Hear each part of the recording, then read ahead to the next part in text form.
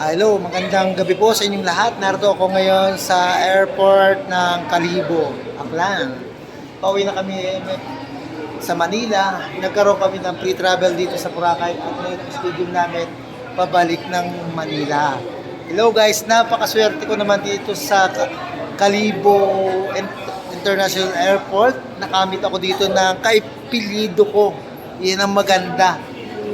Pagtingin ko dito sa isang tindahan ng mga pasalubong, ang pangalan ng kanilang food product ay Valencia. Yan po.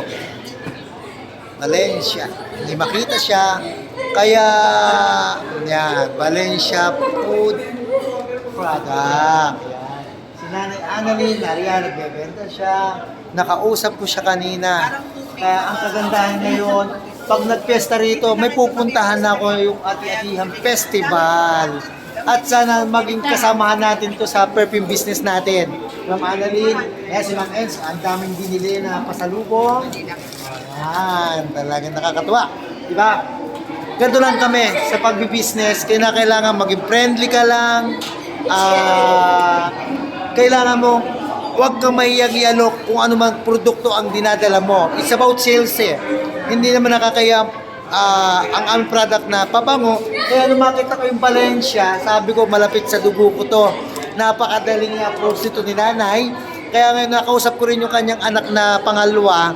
Sabi ko, balang araw gusto ko sila maging supplier ng pabango dito sa Kalibo, na ituturo ko lahat yung mga sistema na ginagawa namin kung paano mabilis na lalaki. Kasi nakita ko dito sa daming tao rito, imposibleng hindi kumatok dito perfume kasi lalo na ang idea ko turo sa kay nanay ay kay pinsan na ang perfume ay mahigpit bago may pasok sa airport.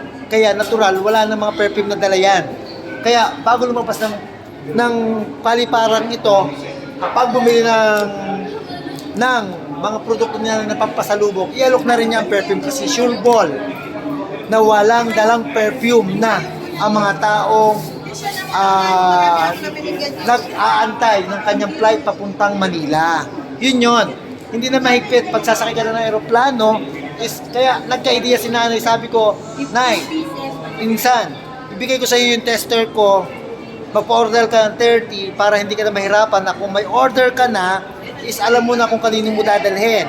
May mga suggestion ako sa kanya paano madaling magpa-order. I-guide ko na rin si nanay na kailangan ipon lang siya ng mga prospect niya na pwede niyang unahin niya yung mga kakilala niya, mga close friends na pwede niyang puntahan ng Dilibira tuwing vacant hours niya. After work, after ng kanyang business, 2 pwesto meron dito si nanay na talagang nakita ko yung potential na pwedeng pampasalubong yung perfume na ino-offer ko sa kanya. Oil-based naman kasi to at imported. Napaka-friendly rin kasi ng pinsang kong to. Kaya kakayanin namin to. Pinagpe-pray ko na sana makapasok dito sa lugar na to ang ating negosyong pabango upang lumawak ang network business natin dito na lahat ay magpabango natin gamit ang pabango ni J Supreme. Okay? Maingay man ako at narito yung aking mga kasamahan na nag-aantay kami ng flight namin papuntang Manila. Narito si Romeo at si Kuya Ryan na nakasama namin sa Boracay Journey. Ang sarap, uwi kami Manila na nagkaroon kami ng mga new friends na naman. Dito sa kabilang side, narito yung mga ludi ko nakasama. Ang aking idol, ikikis ko pa yan. Si House Maricel yan. At si Ivy, panggabi ko yan. At si Marimi, nilalambing-lambing ko yan. At si Rogi, ganyan kami mga networker. Magkakaibigan kami. Kasi ang sarap sa gantong negosyo ay kailangan magkakaibigan, hindi na sisiraan. Tama. Wow. Hanapin ko yung aking anak. Nasa yung anak ko? Nasaan na? Nasaan yung anak ko? Nawawala. Kasama ko dito yung aking anak. Naggagala ata. Hindi ko makita yung aking anak. Naggagala, nasaan na? Ito ata ang anak ko sa kabilang side. Narito ata ang anak ko. Tingnan ko kung anak ko nga ba to. Anak ko ba to? Ito yung anak ko. Napakamahiyain. Anak kaway, masaya ka ba sa naging journey ni Daddy sa perfume? At malaking pasalamat ko na nahit ko yung target para sa'yo yon. At gusto ko masaya ka. Tayo ka ng konti. Tayo ng konti na para makilala ka. Ano masasabi mo anak sa perfume business? Masaya ka ba sa naging free travel natin? Pasalamatan mo naman si J Supreme. Thank you po. Yan. Pagbutihin anak ha, kasi talaga ganyan lang si Daddy. Ito yung aming Vice President na huwag nang ipakita ang aming Vice. Naghihiya po siya. Okay. Hanggang dito na po aking coverage at maraming salamat po sa pagsubaybay nyo. Nay, thank you. Maraming masasabi nyo po sa senior kong business. May idea po ba kayo? Maganda na yung aking offer na idea. Yan.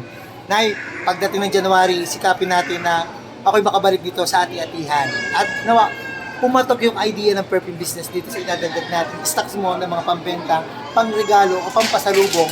Kasi dito na, nakita ko, diba? Parang idea ko dito, lahat ng perfume confiscate ko sa gate. Ibig sabihin, yung mga uwi ng Manila, wala nang dalang perfume yan. Tayo na mag-o-offer sa mga pauwi ng kanilang mga bahay na may dala silang perfume na affordable ang price sa halagang 350 lang. Nay, thank you sa tiwala ha. Vlogger kasi din ako, Nay. Kaya dito ko ina-advertise yung aking produkto para tayo makilala sa buong Pilipinas. Thank you po, Nay. Maraming salamat po sa pagtitiwala mo sa akin. At may tester na po si Nanay ngayon.